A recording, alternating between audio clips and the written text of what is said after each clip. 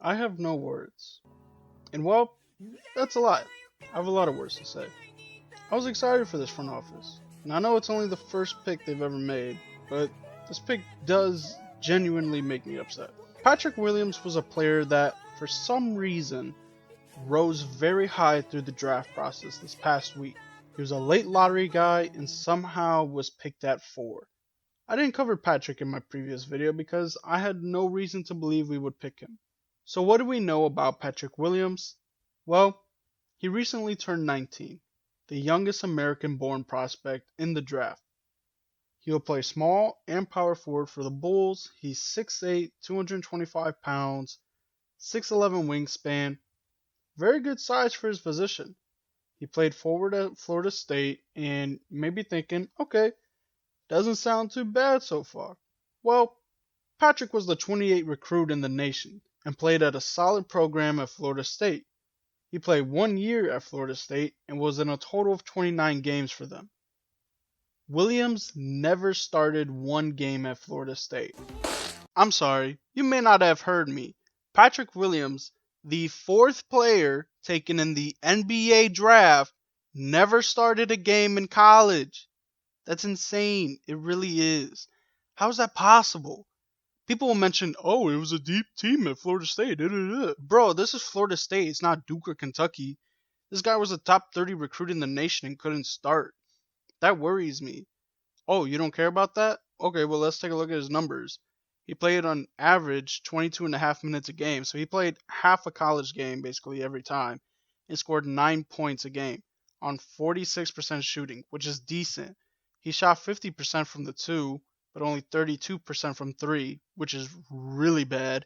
He shot 84% from the free throw line, which gives us some optimism, but we'll get more into his playmaking style later on.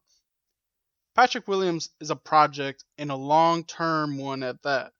Patrick luckily recently turned 19, so he has some youth to his side, but I honestly wouldn't expect him to start having solid production until year 3 or 4, which is a while from now. I would be very surprised if Patrick contributed early on for this team. Also, you're telling me I have to trust the development team of the Bulls to help him grow? I don't know, man. Patrick was drafted this early basically due to his size and athleticism. If his development doesn't work out, this is going to look really bad because I think there were a lot of better players available. People keep stating that Patrick is a great defender, and I think he is, but also isn't. Williams is a good rotation and help side defender. So basically, he's good at helping others defend when they can't get their guy, and rotating when there's a spot in the lane that needs to be covered. He's a decent shot blocker, and I will say he does put a lot of effort into the defensive side of the floor. He tries to pick off passes a lot, which unfortunately hurts him quite often, putting him out of position. And the NBA teams will destroy him for that, so he needs to learn when it's okay to do it. He has awful, and I mean awful, footwork. Seriously, he has heavy feet. He lacks the lateral quickness to guard multiple positions, and he also takes a while to get off the ground to block, allowing smaller defenders to score over him. Guards blow by him constantly, and unless the small forward is slow, I don't see him stopping anyone. So I think he'll guard well against most power forwards. Many guys in the NBA may score on him easily once they notice he isn't fast going side to side. He has tight hips, which causes him to turn pretty slowly, so I don't think he'll be able to guard many guys one-on-one. He puts himself out of position a lot when defending guys, and it's usually his effort that makes him contest shots. I said he likes to get into passing lanes earlier, and he does it way too often that it hurts him.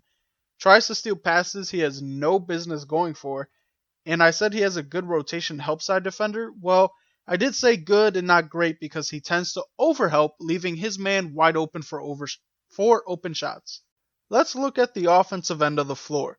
I will say he's pretty solid on the offensive glass. In his 22 and a half minutes per game, he averaged 1.3 rebounds on the offensive glass, so that's pretty solid.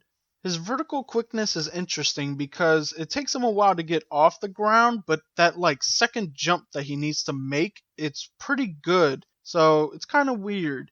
He has good motor going for rebounds, so that's nice. He's strong, so he usually doesn't get bullied in the paint. but I could see him having trouble with veterans. But with that just comes experience and coaching, and that happens to rookies. His shooting, well, I think the shot itself is a bit slow, and I'm curious how well he would be a catch a shooter in the NBA. He seems to take a small hop once he catches the ball and then shoots, so he may take way too long in the NBA, allowing defenders to get to him in time. He definitely won't be running around screens in the NBA. He just doesn't seem to do it at all. And with him taking so long, I doubt it would work. So he'll probably just stand around the corner waiting and trying to find space. His pull up game is interesting. He always gets to his spot and he tends to knock those contested pull ups, which is weird because he's not a good 3-point shooter, but his mid range game is pretty solid. I think he's a smart player on both sides of the floor, and he tends to understand how to read a defender's positioning.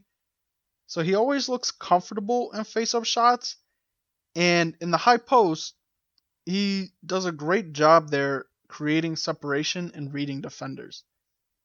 Also, for some reason, his form looks much better shooting a mid-range shot than a three ball. His three ball shot looks slow and a bit rough and rigid, but the mid range looks pretty smooth and fluid, so not sure what's happening there. But again, he does take a lot of contested mid range shots, but they seem to be going in, though hopefully it continues. With his mid range game, it seems he can shoot on either side of the basket, but I do notice with like every shot in the mid range, it's off both feet. I think he'll need to become more comfortable off shooting 1 foot, as it happens quite often in the NBA. He looks like a solid passer, which is nice. He takes care of the ball when he dribbles, and apparently in high school he was a ball handler, so it's kind of just progressed with him. He needs to get better at finishing at the basket. He tends to get out of control way too much when attacking, so he either needs to slow down or learn to come up with a plan when attacking the rim. When he does attack the rim, he doesn't get many calls. He needs to use his body more when he's finishing at the rim. He's a big dude who's strong. He should be able to take those contact hits. It'll help him get more calls, and he's a solid free throw shooter, so should be free points. My biggest knock on Patrick out of everything I've mentioned today is that he has no elite skills. He has nothing in his game that blows you away. So why was he taken with the 4th overall pick? Everyone in the top 5, besides Patrick, has some elite trait. James Wiseman is an elite shot blocker. LaMelo, shot creator and passer. Anthony Edwards is a tremendous scorer. Even Okoro, who went number 5 to the Cavs, is an elite defender. Patrick does not have an elite skill. Honestly, even the immediate pressure of him being a 4th overall pick could get to him. Fans are going to expect him to contribute immediately, and when he doesn't, fans will turn their back on him, just as they have with many other current and past players.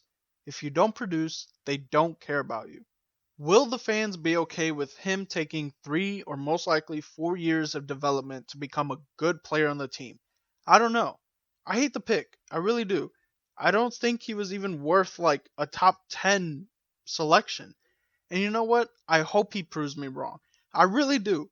But I am totally fine with saying this pick sucks. And I think this was way too high of a pick for him to be selected. If he proves me wrong, great. Kudos to him for working hard on his game and surprising many around the league. But let me remind you, he is the 4th overall pick. That is elite level in the draft. He better become a multi-year all-star selection. Otherwise, you can't convince me this pick was worth it when better players were available. For now, I will be sad until this team proves me wrong because they haven't given me any reason to believe they'll be better than last season. Our 2nd round pick, I won't really touch on because I know nothing about him and he's a draft and stash, so I'll probably talk about more like next year when he's actually like going to be on the team. So that's it for today. I just wanted to quickly give my thoughts. Sorry, this is probably going to be like one of my worst videos, like editing and like audio wise. I just wanted to quickly create this and throw it out there. since it's very recent. Um, those were my thoughts and notes on Patrick Williams and why this pick just doesn't make sense to me. Stay tuned for the next video on the NBA trades that have been occurring. Thank you all for watching and hope you all have a wonderful day. Feel free to like, subscribe, and share with your friends. So as they say in Canada, peace out.